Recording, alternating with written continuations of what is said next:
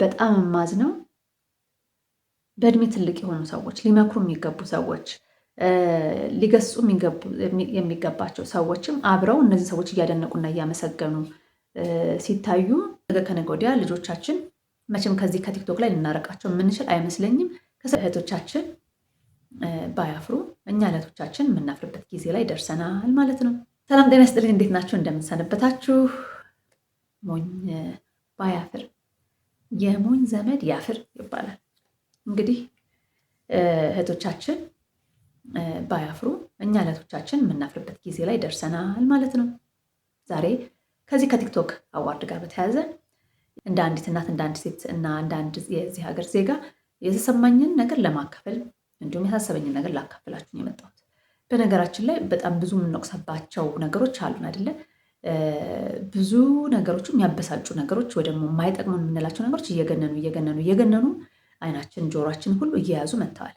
ሚዲያው በሙሉ ሌላ ነገር የሌለ እስኪመስል ድረስ እነሱን ብቻ ኢንተርቴን ያደርጋል።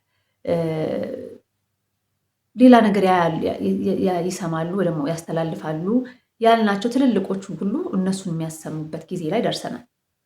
ደግፏቸው ላይሆን ይችላል፣ ተደንቀው ወይ ደግሞ ግራ ተጋብተው እነዚህን ሰዎች ያመጧቸዋል። የምናየው ነገር ሁሉ በጣም የሚያሳዝን የሚያስደነግጥ ነው። ስጋታችን ደግሞ ምንድን ነው? ነገ ከነገ ወዲያ ልጆቻችን መቼም ከዚህ ከቲክቶክ ላይ ልናረቃቸው የምንችል አይመስለኝም። ከስልካቸው ላይ የምናረቃቸው አይመስለኝም። በቲክቶክ ብቻ አይደለም፣ እንደዚህ አይነት ፎቶዎች፣ ሌሎች ቪዲዮዎች፣ የተለያዩ ነገሮች አንዴ ከሰው እጅ ከወጡ በኋላ ሶሻል ሚዲያ ላይ ከገቡ በኋላ በተለያየ መንገድ ሁሉም ሰው ያገኘዋል ማለት እንችላለን። ልጆቻችንም እንደዛ ያገኙታል እና በዚህ በኩል ጥሩ ዜጋ፣ ጤናማ ዜጋ መፍጠር እንፈልጋለን። ልጆቻችን ደህና ነገር እንዲያገኛቸው፣ ደህና ሰው እንዲሆን እንፈልጋለን። በዚህ በኩል ደግሞ የሚታየው የሚሰማው ነገር በሙሉ ከዛ በተቃራኒ የሆነ ነው እና ለእኛም ለልጆቻችን የሆነ ጦርነት፣ ጥይት ያልተኮሰበት ግን ከባድ ጦርነት ውስጥ እንደገባን የሚያሳይ ነው። የምናያቸው ነገሮች በሙሉ ስጋትን የሚፈጥሩ ነገር ከነገ ወዲያ የት ልንደርስ ነው፣ ምን ልንሆን ነው የሚለው ያስጨንቅ የሚያሳስነው እንጂ እሳይ እግዚአብሔር ይመስገን የምንልበት ነገር አይደለም። ስራዬ ብዬ ባልከታተለው በአንዳንድ ሰዎችን ስሰማቸው ለምሳሌ ከመጽሐፍ ጋር ተያዘ የሚሰሩ ሰዎች እጩ አልሆኑ ሌሎች ነገሮች ትሰማለሁ እና እጩ የተደረጉት በሙሉ እንደ ሀገር ከዚህ ቦታ አንስተው እዚህ ቦታ ያደርሱናል የምንላቸው አይደለም። ወይ ደግሞ ከነበርንበት አንድ ዝቅ ያለ ቦታ ከፍ አድርገው እዚህ ቦታ ያደርሱናል የምንላቸው ግን አይደሉም። እኔ ባየሁት ይልቁንም ከነበርንበት የበለጠ አዘቅት ውስጥ የሚጨምረን ነገ ከነገ ወዲያ እንግዲህ ያው አንዷ ናት በጣም ሁላችንም አይናችን የሳበችው፣ ሌሎችን በደንብ አላየሁም። ከውስጥ ገላ የሚመስል ታይት ያደረገች ይመስለኛል። ስቶኪንግ ነገር ከላይ ፓንት ነው የተደረገው፣ ገላዋን ነው የሚመስለው። ስለዚህ ነገ ስቶኪንጉን ሞልቆ ባዷን ከመምጣት ምንም የሚያግዳት ነገር ይኖራል ብዬ አላስብም።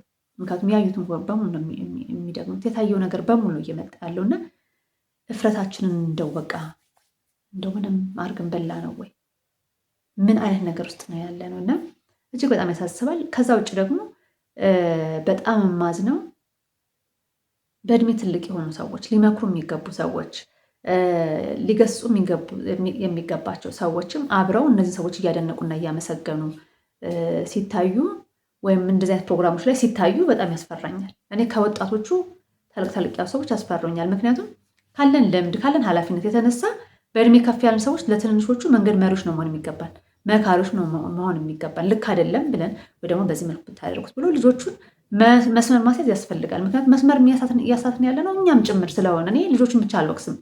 አይናችን እንደዚህ ብለን እያየን ኮሜንት እያደረግን በሉ ብለን እዚህ ያደረስናቸው እኛ ነን። ጎበዝ ያልናቸው እኛ ነን አይደለ? ተመልካች ከሌላቸው አድናቂ ከሌላቸው እንዴት እንደዚህ ይሆናል? መቅደስ ውስጥ አይታችሁ ከሆነ ቲክቶክን ያሸነፈው አዶናይም አክሱም ሄዶ ነበረ። መቅደስ ውስጥ እንዴት ነው? መቅደስ ውስጥ መቅደስ ነው እንኳን አለ እሱ ተሽሎ ማለት ነው። መቅደስ ውስጥ ከእሱ ጋር ፎቶ ለመነሳት ትግልና ጥረት ስናደርግ ነበር እና ማን ነው ጥፋተኛ? እኛ ወይስ እነሱ? እኔ ጥፋተኛው እኛ ነን ባይ ነኝ። ከኛውን የበቀሉት ከየትም አልመጡም። በቃ ይሄን በማድረግ ከፍ እንደሚባል አይተውታል። ፕራክቲካሊ ሰርቷል። በጣም ብዙ እኮ በቁንጅና ብትሉ በስርዓት ብትሉ ወግ ማድረግ ያላቸው ቁም ነገር ያላቸው ለዛ ያላቸው አፋችን ከፍተን ልንሰማቸው የሚገባ ብንሰማቸው የምንጠቀምባቸው በጣም ብዙ ሰዎች እኮ አሉ። ቲክቶክ ላይ በሉት፣ ዩቱብ ላይ በሉት፣ ፌስቡክ ላይ በሉት። ግን ምን ያህል ሰው ይሰማቸዋል? ምንም ያህል ሰው አይሰማቸው። እንዲሁ ግን ያው ይሰራሉ፣ ይለፋሉ፣ ይደክማሉ። ብዙ ሰው ግን አይሰማቸውም፣ አያያቸውም። ስለዚህ ለምንድን ነው አሁን ልጆቹን ሁሉ መውቀስ ተገቢ አይደለም። ራሳችን መውቀስ ይኖርብናል። ሚዲያው ለማን ነው ቦታ እየሰጠ ያለው? ማስታወቂያ አሰሪዎች ለማን ነው ቦታ እየሰጡ ያሉት? በጣም ብዙ ፎሎ የሚያገኘው ማን ነው? ፎሎ አድራጊው ማን ነው? እኛ አይደለንም? በማይሆን መንገድ እየሄዱ ፎሎ እያደረግናቸው ያለ ነው እኛ አይደለንም? ስራ እንዲሰሩ ገንዘብ እንዲያገኙ ከፍ ከፍ እንዲሉ ያደረግናቸው እኛ አይደለንም? በትክክለኛው መንገድ የሚሰራውስ ምን እየሆነ ነው? መከራቸውን እያዩ የሚማሩ ልጆች ምን እየሆኑ ነው? ማን ዞሮ አይቷቸዋል? ማንም ሰው። በትምህርታቸው ውጤታማ የሆኑ ሰቃይ ተብለው ከዩኒቨርሲቲ የወጡ ልጆች የት ናቸው ያሉት? አሁን ማን ያያቸዋል? በወር ስንት ገንዘብ ያገኛሉ? ቻናል ቢከፍቱ ፎሎ እናደርጋቸዋለን ወይ? ፎሎ አርጉም ብለው ለምነው ምናልባት። አሁን እና እኛም ራሱ ያለንበትን ሁኔታ መመዘን ያለብን ይመስለኛል። ምን እያደረግን ነው? ማንን ነው ከፍ እያደረግን ያለ ነው? የሚያሳዝነው እጄን በእጅ የሚባል ነገር አለ አይደለ? ልጆቻችን መልካም እንዲሆኑ፣ ሀገር ጥሩ ደረጃ ላይ እንድትደርስ፣ ጥሩ ዜጋ እንዲኖር፣ ትምህርት ቤቶች እንደዚህ ያድርጉ በዚህ ውጡ እያልን ግን እያመጣን ያለ ነው፣ ከፍ ከፍ እያደረግን ያለ ነው ደግሞ ልጆቻችን ደህና እንዳይሆኑ፣ ሞዴል እንዳይኖራቸው፣ ምሳሌ እንዲያጡ፣ እንትናን እኮ አይቼ ብለው ደህና ነገር መልካም ነገር እንዳይታያቸው እያደረግናቸው ነው። ስለዚህ መልካም ምሳሌ የመፍጠር ኃላፊነት አለብን። ስራ ብለን እስኪ ወደኋላ እንመለስ። ቲክቶክ ላይ ዩቲዩብ ላይ በጣም ጎበዝ የሆኑ የመዋለ ህፃናት መምህራን አሉ። ንባብ ላይ የሚሰሩ በጣም ጎበዝ ወጣት ሴቶች አሉ፣ ወንዶችም አሉ። አይተናቸዋል። በየቀኑ የምናያቸው ነገሮች ምን እንደምንል ሁሉ እየጠፋን ግራ እየተጋባን እናያለን። እንደው እግዚአብሔር ይስጣቸውና እናትና አባቶቻችን ጥሩ አባባሎችን ሰጥተውናል። የሀሳባችንን ያስጨነቀን ማዕት ሰዓት አውርተን እንኳን ልንጠግበን ባንችለውን በአንድ በሁለት አረፍተ ነገር ሙቀጩ የምንነግርበት አባባል አለ። እግዚአብሔር ይስጣቸው። አሁን ቅድም እንዳልኩት ሞኝ በአፍር የሞኝ ዘመድ ያፍር፣ ሲያጌጡ ይመላለጡ፣ ይሉኝን በሰማሽ ገበያ ባልወጣሽ ይባላል። ሳስችኮን ታርሙኛላችሁ። ሌሎችም አባባሎች አሉ። እንደው የምታውቋቸውን በሙሉ ጻፉልኝ ባካችሁ። በጣም የሚያስቀው ግን የደስታ ሳቅ እንዳልነው ታውቁታላችሁ። የምንለብሰው ነገር ማንነታችን፣ አስተሳሰባችንን ይገልጻል ተብሎ አይደለም የሚታሰበው። እና እኛም ሰዎች በዛ መልኩ እንዲያዩን ነው የምንፈልገው። ልብስ ዓላማው ምንድን ነው ሲባል አንደኛ መሸፈን ነው። ይሄ ሊታዩ የማይገቡ በጣም ውድ የሆኑ አንድ ሰው ብቻ ሊያየው የሚገባው ሊሸፈኑ የሚገባቸው የኔ የምንለው ሰው ሊያየው የሚገባው ነገር አለው።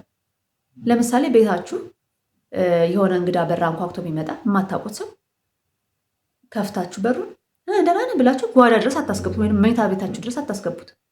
አይደለም ምን ፈልጎ ነው? ውጭ ነው ጉዳዩን የሚጨርሰው። የሆነ ሰው ሲቀርበን ደረጃ አለው። ለምሳሌ ውጭ ብቻ የሚቀር ጓደኝነት አለ። ቤታችን መጥቶ ከቤተሰቦቻችን ጋር የሚተዋወቅበት፣ ቡና የሚጠጣበት፣ ዝክር ድግስ ሲኖር የሚጠራበት ጓደኝነት አለ።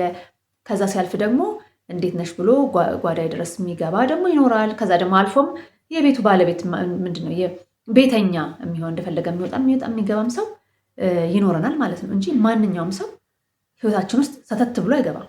በሚያሳዝን ሁኔታ አሁን ባለው አኗኗራችን ሰው ሁሉ ሰተት ብሎ ገብቷል። ለምሳሌ እኔ ከዚህ ቲሸርት ውስጥ ያለኝን ነገር ሊያይ የሚችለው አንድ ሰው ነው መሆን ያለበት። አሁን ግን ህዝቡ በሙሉ ሚሊዮኑ ሰው በቃ አክሰሱን ያገኘው ሰው በሙሉ ያየዋል ማለት ነው። የውስጥ ሱሪያችንን በጣም ይቅርታ አድርጉልኝ ስለምጠቀመው ቃል፣ የውስጥ ልብሳችንን በሙሉ ሊያየው የሚገባው ሰው አይደለም የሚያዋ፣ ህዝቡ ሁሉ አገሩ በሙሉ ነው የሚያየው። አንዳንዴ ለምን ጉዳይ እንፈልጋለን? የሆነ ሰው ከዛ ፈርዘር ሄዶ ራሱ ሊፈልገን የማይችልበት ደረጃ ላይ እንድንደርሱ እናደርጋለን አይደለም? እንደው ግን እኔ በጣም ግራ የሚገባኝ ይህን አይነት አለባበስ ለብሰን ስንወጣ፣ ተራብጠን ስንወጣ፣ ጡታችን በሙሉ ወደ ውጭ አውጥተን ስንመጣ፣ ሰውነታችን በሙሉ አጋልጠነው ስንመጣ ምንድን ነው የምናገኘው ነገር? በትክክል ውብ ያደርገናል ወይ? ያሳምረናል ወይ? የምንፈልገውን አቴንሽን፣ የምንፈልገውን አክብሮት፣ የምንፈልገውን ተቀባይነት ይሰጠናል ወይ? በአንድ በኩል በትክክለኛ አይምሮ ምንም ነገር አይሰጠንም። ውዳቂ ነው የሚያደርገን፣ ማንፈልግ ነው የሚያደርገን፣ ርካሽ ነው የሚያደርገን፣ ለምንም ቁም ነገር ማንፈልግ ነው የሚያደርገን፣ በጤነኛው አስተሳሰብ ማለት ነው። አሁን ባለበት ሁኔታ ግን በሚያሳዝነው ሁኔታ ምናልባት እነዚህ ሰዎች ሰንት ከሆነ ወግ ማዕረግ ካለው አለባበስ ከለበሱት ቁም ነገር ያለው ነገር ከሚሰሩ በዛ ላይ ሁሉ ነገር ያላቸው ሆነው ካሉት ሴቶች ጋራ ሲወዳደር የተሻለ ማስታወቂያ ለመስራት እድል የሚያገኙት እነዚህ ሆነው ራቁታቸውን የመጡት ሊሆኑ ይችላሉ ማለት ነው። በተግባርም አይተነዋል። ምን እያደረግን ነው? የምናወራውና የምንሰራው አልገናኝ እያለን ማለት ነው። ተራቁጣ ከመጣች ህገወጥ ይሄ የማህበረሰቡን ህግ፣ የሃይማኖቱን፣ ስርዓቱን፣ ወጉን የጣሰች ሴት ወይም ወንድ ሊሆን ይችላል ለጊዜው ይባልበታል እንጂ በጣም ተቀባይነት የሚያገኘው ማስታወቂያ የሚያሰራውን ሰው የሚያገኘው ገንዘብ የሚያገኘው በጣም ብዙ ፎሎወር የሚያገኘው ያ ሰው ሆኖ ይገኛል። ስለዚህ የምናወራውና የምንሰራው ነገር በፍጹም አይገናኝም። በፍጹም የኛ ይቅር። ይህን ማውራት የምፈልገው ለሚሰሙኝ በዚህ አይነት ህይወት ስላሉ እህቶቼ ቢሆን በጣም ደስ ይለኛል። ለእነሱ ብታደርሱልኝ በጣም ደስ ይለኛል። ሁልጊዜም ዛሬ የምናደርገው ነገር በሙሉ ነገ ከነገ ወዲያ እድሜ ሰጥቶን ስናየው የምናፍርበት ነገር መሆን የለበትም። የምንሳቀቅበት ነገር መሆን የለበትም። ነገ እግዚአብሔር ቢረዳን እናገባለን፣ እንወልዳለን። ልጆቻችን ሲመለከቱት ወይም የልጅ ልጆቻችን ሲመለከቱት የሚያፍሩበት ነገር መሆን የለበትም። አንድ ነገር ልንገራችሁ። አንድ ወቅት አንዲት ልጅ የነገረችኝ ነው። እናቷ ሶሻል ሚዲያ ላይ በጣም ከእድሜዋ ያነሰ ዳንስ እየደነሰች ትታያለች። በዛ ላይ በጣም ቆንጆ ሴት ናት። በተፈጥሮ መልኳ ቆንጆ ነው። በጣም ትደንሳለች፣ በጣም ትገላለጣለች። ከዛ ደግሞ ልጇን ከትምህርት ቤት ለመውሰድ ደግሞ ትምህርት ቤት ትመጣለች። ትምህርት ቤት ያሉ የትምህርት ቤት ጓደኞቿ ወንዶቹ እችን እናት ይመኟታል። አሁን ይህ በጣም ሊያሳዝን እንደሚችል እገምታለሁ። በጣም ነው የሚመኟት። ስለዚህ ለጓደኛቸው ለዚች ለልጅቷ ለእናትየው ልጅ እናትሽን በጣም እንወዳታለን እናትሽ እኮ እያሉ ስለ እናቷ ልሰማው የማይገባውን ኮሜንት ይነግሯታል። እስቲ ያስቡት፣ እናቶቻችሁ አደባባይ ላይ ተገላልጠው እየደነሱ የሆነ ነገር እየሆኑ ምናምን ቅጣተው ጓደኞቻችሁ ሲያዋቸው እና ጓደኞቻችሁ ከእናንተ ከኩዮቻቸው ጋር የሚነጋገሩትን አይነት ነገር ትረባ ሊሆን ይችላል። ይሄ በፆታዊ ፍላጎት መፈለግ ሊሆን ይችላል። እንደሚፈልጓት እናታችሁን ብሰሙ ምንድነው የሚሰማችሁ? ሌላውን ደግሞ እንመልከት።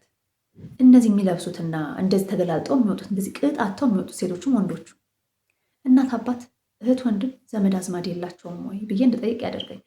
90ዎቹ 80ዎቹ 70ዎቹ ውስጥ ያደግን ሰዎች እንኳን አይደለም እናትና አባቶቻችንን የሰፈር ሰው እንፈራለን፣ የሰፈር ሰው እናፍራለን፣ ሌላም ሰው ቢሆን እናፍራለን። እኔ እዚህ ላይ ወጥቼ የማወራው ነገር በሙሉ ወላጆቼም እንደሚያዩት፣ ዘመዶቼም እንደሚያዩት፣ ጓደኞቼም እንደሚያዩት፣ መወዳቸውም ሰዎች እንደሚያዩት የማላቃቸውና የማያውቁኝ በአካል እንደሚያዩት አውቃለሁ። ስለዚህ የትኛውም ሰው ቢያየው በእኔ ምክንያት የሆኑ ሰዎች እንዲሳቀቁ አልፈልግም። ስለዚህ ደህና ነገር አደርጋለሁ ማለት ነው። እንዴ እህትና ወንድሞቻችሁ ምን እንደሚሰማቸው ስለ እናንተ፣ አባትና እናቶቻችሁ ምን እንደሚሰማቸው ነው? አባትና እናት በጣም ተንቀዋል፣ ተረስተዋል ወይስ አባትና እናት፣ እህትና ወንድም፣ ዘመድ አዝማድ ሁሉ ይሄን ነገር ተቀብሎት ነው እንደዚህ አይነት ሴቶች አደባባይ ላይ የምናያቸው ወይም ሴት መስለው የሚመጡ ወንዶችን የምናያቸው ቤተሰቦቻቸው ተቀብለዋቸው ነው ወይ? ወይስ ቤተሰብ ምናምን እንደው ቀብሮ ጨርሰዋል? ወይስ በቁማቸው ተለያይተዋል? አያገባሽም አያገባህም ተባብለው ተለያይተዋል። እንደዛ ካልሆነ አትሊስት በህይወታችን የምናፍረው፣ የምንፈራው፣ የምንወደው፣ የምናከብረው በዚህ ልክ ቢያይኝ ደስ አይለውም፣ ደስ አይላት ምንለው አንድ ሰው በህይወታችን ውስጥ እንዴት እናጣለን? ስንለብስ ስናጌጥ በትክክል የሚያሳምረንን የሚያስውበንን ነገር ለመልበስ ምንድን ነው ያገደን ነገር? ሰው ያደረገውን ፋሽን የተባለውን ነገር በሙሉ አመት ተላያችን ላይ የምናደርግበት ምክንያት ምንድን ነው? ያችን ሴት አይታችኋታል። መግቢያም ላይ ፎቶዋን ተምኔሉ ላይ አስቀምጨዋለሁ። ይህን ነገር አንድ ሾው ላይ አይቼዋለሁ። የሆሊዶቹ የሚሆነ ቦታ ላይ ነው ያየሁት። ገርሞ የነበረ ያየሁት እንዲህ በፓንትን የመጣችሁ ልጅ እያልኩኝና ለዚህ ቃል የለኝም። ቃል ካላችሁ በሉት እስቲ። በጣም ነው የሚያሳዝነው። እና በዚህ መሀል እንዴት አድርገን ነው ልጆቻችን ከዚህ መዓት ወጥተው ገላቸውን የሚያከብሩን ማንነታቸውን የሚያከብሩ ሆነው እንዲያድጉ ልናደርግ የምንችለው? እንደ አንድ ሴትም ደግሞ የት ድረስ ነው ሊሚት የለንም ወይ? በቃ አይ ከዚህ በላይ እኔ ራሴን ላላሳይ የምንለው ለራሳችን የሆነ የምንሰጠው ክብር የለም ወይ? በቃ ሁሉ ነገራችን በቃ እንደዚህ አደባባይ የሚታይ ነው። ምንም ዋጋ የለውም። እኔ አንድ ኮሜንት በጣም የሚያስደስተኝን ኮሜንት አይቻለሁ። ልብስ ውስጥ በሚሊዮን ተቆጠረ፣ የክብሩስ ዋጋ ስንት ነው ይላል። የእኛ የሴቶች የክብራችን ዋጋ ስንት ነው? ዋጋ የለንም፣ ክብር የለንም። የት ድረስ ነው ዓላማችን? ፍላጎታችን የት መድረስ ነው? በቲክቶክ በ100 ሺዎች፣ በ300 ሺዎች፣ በ500 ሺዎች፣ በ1 ሚሊዮን፣ 2 ሚሊዮን፣ 3 ሚሊዮን ፎሎወር ማግኘት እሱ ነው ህልማችን? ኢንተርኔቱ ምኑ ቢቋረጥ እኛ የት ነው የምንገባው? ትዳር እንመሰረታለን ወይ? ትዳር ስንመሰረት ዛሬ በማስረጃ እየሰበሰብን የምናስቀምጠው ማንነታችን ነገ ከነገ ወዲያ ተመልሶ እኛን መቶ ጭራሻችን እንደሚያጠፋን አስተውለን አስበን እናውቃለን? በእውነት ልናስብበት በጣም ይገባል ብዬ ነው የማስበው። ሶሻል ሚዲያው ላይ ብቻ አይደለም ይሄ ችግር ያለው፣ በየትኛውም ቦታ የምናያቸው ነገሮች ናቸው። ሴቶች እኛ አለባበሳችን፣ ነገረ ስራችን ሁሉ ትንሽ ሰከን ረጋ ብለን ማየት የሚጠበቅብን ሁሉ ይመስለኛል። እና ያሉሽን በሰማሽ ገበያ ባልወጣሽ የሚባለው እንግዲህ በሙሉ ያሁሉ ኔጌቲቭ ኮሜንት ምንም የማያረጋቸው ኧረ ወይኔ እንዴት እንደዚያ ወይኔ ብሎ የማያሸማቅቅ ሰው መኖሩም ራሱ ያስፈራል። ምክንያቱም አንድ እኮ እንደ ሰው የሚያቆየን ነገር እርስ በርስ መከባበራችን፣ መፈራረታችን አይደለም። ምን ይሉኛል፣ ምን ትለኛለች እና ወደፊት ራሱ ስጋቴ፣ አንደኛው ስጋቴ ከዲክሽነሪ የምናወጣቸው ከዲክሽነሪ ላይ ዝም ብሎ ሊቀመጡ ይችል ይሆናል፣ ግን በህይወታችን ውስጥ ምንም ትርጉም የማይኖራቸው ቃላቶች መካከል አንደኛው ይሉኝታ ይመስለኛል። ይሉኝታ የሚለው ነገር ትርጉሙ እስከ መቼ ድረስ የሚቆይ ይመስላችኋል? በዚህ ሁኔታ በጣም ብዙ ዓለም ላይ የነበሩ እንስሳት የጠፉ አሉ አይደለም? እንግዲህ ዳይኖሰርም ነበረ፣ አሁን የለም ይባላል። ልክ እንደዛ ይሉኝታም ነበረ፣ አሁን ግን የለም እንዳንል ያሰጋኛል። ይሉኝታ ይኖረን፣ ይሉኝታ ይኖረን። ስለ ራሳችን ስለ ክብራችን የምንጨነቅበት ጊዜ እንዲሆን እመኛለሁ።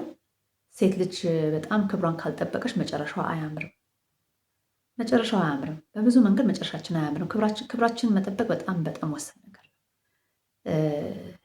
ነገ ከነገ ወዲያ ማፈር፣ መቆጨት፣ መጸጸት አይኖርብንም። እንዳይኖርብን ደግሞ ዛሬ በአግባቡ መኖር አለብን ብዬ መስለው። በዛ ላይ እንደ አንድ ክርስቲያንም ደግሞ አንዲት ክርስቲያን ሴት በየትኛውም ሃይማኖት ውስጥ መቼም ክብራችሁን ጣሉ የሚል እና እንደዚህ አደባባይ ላይ ተራቆቱ የሚል ነገር የለም። ስለዚህ ሁሉንም ሃይማኖትም ወግም ስርዓትም ያለን ብንሆን የበለጠ ቆንጆ ውብ መሆናችን አያጠራጥርም። እስቲ ሀሳባችሁን አስተያየት ማስጫው ላይ ያስቀምጡልኝ። እስከዚህ ድረስ ስለተከታተላችሁ ደግሞ ከልቤ ነው የማመሰግናችሁ። እግዚአብሔር ይስጥልኝ። ሰብስክራይብ ያላረጋችሁ ሰብስክራይብ አድርጉ፣ ለጓደኞቻችሁ ሼር አድርጉ። ምቾትን ቻናሉን በማሳደግ ደግሞ እንድታግዙን በአክብሮት ጠይቃለሁ።